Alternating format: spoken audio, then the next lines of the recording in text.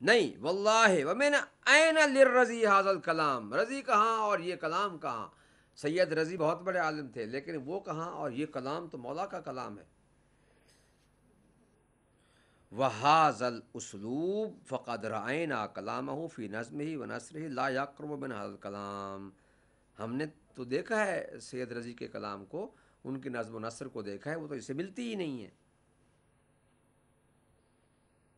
اچھا، یہ اب آگے چل کے لکھتے ہیں کہ وقد وجدتها فی موضعین تاریخها قبل مولد الرضی بمدہ، ابھی تو پیدا ہی نہیں ہوئے تھے سید رضی، اس سے بھی پہلے کی یہ کتابوں میں یہ درج ہے۔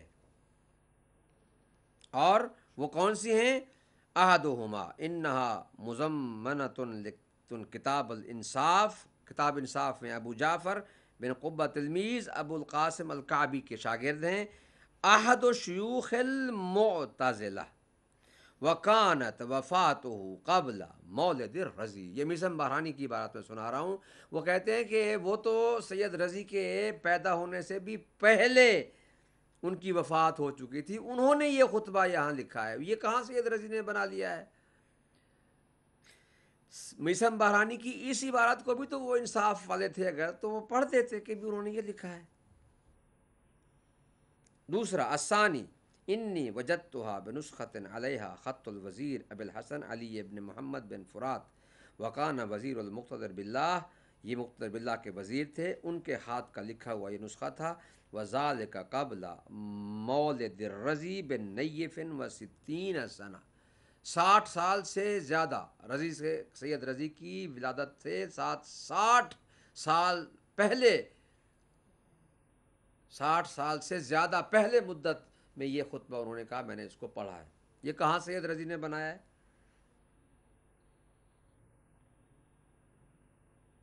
والذی یغلب علی ظنی ان تلک النسخہ کانت کتبت قبل وجود ابن الفرات بمدہ، وہ کہتے ہیں کہ یہ تو ان سے بھی پہلے لکھا جا چکا تھا، انہوں نے اس کو، وہاں اس زمانے میں پریس تو تھے نہیں، پرنٹنگ پریس تو تھے نہیں، ہاتھوں سے لکھ کے وہ قلیل سے نسخے ہوتے تھے۔ یہ وہ عبارتیں ہیں کہ جن کو دشمن اہل بیت نے کاٹ کر پیش کر دیا، کہ میسم بحرانی بھی کہتے ہیں کہ انہو لم یستر عن علی، یہ تو علی سے صادر ہی نہیں ہوا، کس قدر جھوٹ ہے۔ اور یہ آپ کو میں نے پڑھ کے بتا دیا ہے کہ یہ خطبہ شکشقیہ، اس میں اصل میں وجہ جو ہے نا اس کی وہ یہی ہے، خطبہ شکشقیہ کو مشکوک بنانے کی وجہ بھی یہی ہے کہ اس میں وہ حقائق ہیں جو مولا نے بیان کیے کہ اپنے اوپر جو ان کے اوپر ظلم کیا گیا، اور غاصبوں نے خلافت کو غصب کر کے جو مولا پر ظلم کیا، زیادتی کی، اس کا بیان ہے، لہٰذا وہ کہتے ہیں کہ یہ ہے ہی نہیں، مولا یہ کہہ ہی نہیں سکتے، علی شیر خدا کیسے کہیں گے؟ علی شیر خدا نے ہی کہا ہے۔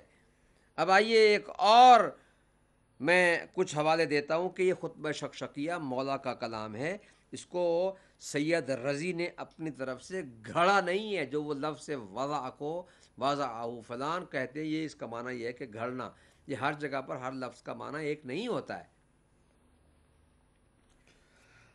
اب دیکھیے یہاں پر میرے سامنے یہاں طائفہ معتزلہ میں سے وہی میں نے ابھی جو اشارہ کیا، ابو القاسم عبداللہ بن محمد بن محمود البلخی الکعبی، جو 317 میں فوت ہوئے، انہوں نے اس خطبے کو بیان کیا ہے۔ یہ شرح ابن ابی الحدید میں جلد 1 صفحہ نمبر 69 پر درج ہے۔ یہ وہ ہیں کہ جو رضی سے پہلے گزرے ہیں۔ متقدمین میں سے کس نے وہ کیا ہے؟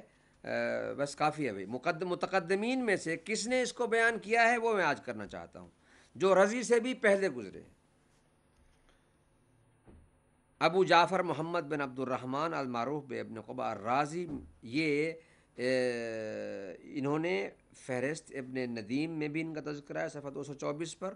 یہ پہلے معتزلی تھے، پھر مذہب شیعہ انہوں نے قبول کیا، اور یہ ابو القاسم بلخی جس کا تذکرہ میں نے ابھی کیا، یہ ان کے شاگرد تھے۔ وہ یہ معتزلی سے شیعہ ہوئے، اور انہوں نے پھر اس کے بعد کتابیں لکھیں، اور ایسی کتابیں لکھیں کہ جس کی وجہ سے اب یہ کہتے ہیں کہ جی یہ تو انہوں نے دشمنی میں لکھی ہیں۔ بھائی جب شیعہ ہو گیا ہے ایک آدمی حق کی طرف، یعنی آ گیا ہے، تو باطل کو چھوڑنے کے بعد جو حق کی طرف آیا ہے اس نے حق ہی بیان کرنا ہے۔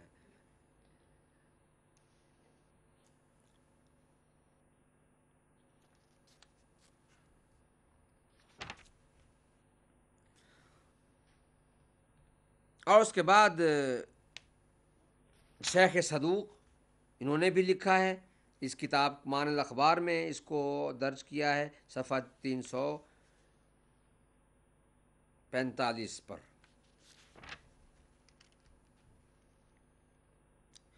اب دیکھیے العقد الفرید، اس میں ابن عبد ربہ، اصل میں وہ عبارت پڑھنے میں یوں ہوتا ہے ابن عبد ربہ، لیکن معروف وہ پڑھنے میں اس طرح کہا جاتا ہے۔ یہ مالکی ہیں، یہ 328 میں فوت ہوئے ہیں۔ انہوں نے بھی اپنی کتاب میں اس خطبے کو بیان کیا ہے۔ اب آپ دیکھیے کہ صرف سید رضی نے یہ نہیں کیا ہے، ان لوگوں نے بھی تو آخر محقق تھے، بیان نہ کرتے، اس کو مشکوک تھا، لیکن اہل سنت کے، یعنی یہ مدعیان تسنن میں پھر معروف لفظ ہو چکا ہے ان کی طرف سے، ورنہ میں نے کل بھی پرسوں بھی عرض کیا تھا کہ ہم اہل سنت ہیں کہ جو سنت رسول پر عمل کرتے ہیں، یہ حضرات کسی اور کی سنت پر عمل کرتے ہیں۔ اس لحاظ سے مدعیان تسنن میں کہتا ہوں کہ یہ وہ ہیں کہ جنہوں نے اپنی کتابوں میں اس خطبے کو ذکر کیا ہے۔ قاضی عبد الجبار المعتزلی، وہ کون ہیں؟ وہ بھی معتزلہ کے شیخ ہیں، شیخ المعتزلہ کہلاتے ہیں۔ انہوں نے اپنی کتاب المغنی میں اس خطبے کو درج کیا ہے۔ یہ اور بات ہے کہ اس خطبے کے الفاظ پر بحث کیا ہے، وہ تو ہوتا ہے، ہر محقق کو حق ہے کہ اس پر بحث کرے، لیکن انہوں نے بھی یہ نہیں کہا کہ یہ خطبہ مولا کا نہیں ہے، تعویل کرتے رہے ہیں، وہ کوئی بات نہیں کہ اس سے مراد یہ نہیں، اس سے یہ ثابت نہیں ہوتا، یہ کوئی بات نہیں، یہ تو آسان ہے۔ اب یہاں پر میں وہ حوالہ بھی یہاں ذکر کرنا چاہتا ہوں کہ جس میں یہ کہا گیا ہے کہ یہ عبد الجبار المعتزلی نے، جن کا عبد الجبار بن احمد بن عبد الجبار الحمدانی شیخ المعتزلہ ہیں، جو 415 میں انتقال فرما گئے، انہوں نے بھی اس کو لکھا ہے۔ نصر الدرر میں وزیر ابو سعید العابی نے، اور ان کی دوسری کتاب ہے نزہۃ الادیب، اس میں بھی لکھا ہے انہوں نے۔ نصر الدرر میں جو انہوں نے لکھا ہے اس کا تذکرہ العیان میں بھی ہوا ہے، جلد 8 صفحہ 107 پہ، اور یہ لکھا جاتا ہے کہ یہ انہوں نے اس خطبے کو بیان کیا ہے۔ شیخ ابو علی محمد بن الحسن الطوسی نے بھی، جو 460 ہجری میں انتقال فرما گئے، انہوں نے بھی امالی میں لکھا ہے، صفحہ 392 پر۔ اب یہاں پر قطب الدین راوندی جو 573 میں فوت ہو گئے، انہوں نے بھی لکھا ہے اپنی شرح نہج البلاغہ میں۔ اسی طرح سے ابن ابی الحدید، پھر وہی عرض کروں گا کہ جنہوں نے پہلے میں بیان کر چکا ہوں اس کو، انہوں نے لکھا ہے۔ پھر اس کے بعد سبت ابن جوزی، ابو المظفر یوسف بن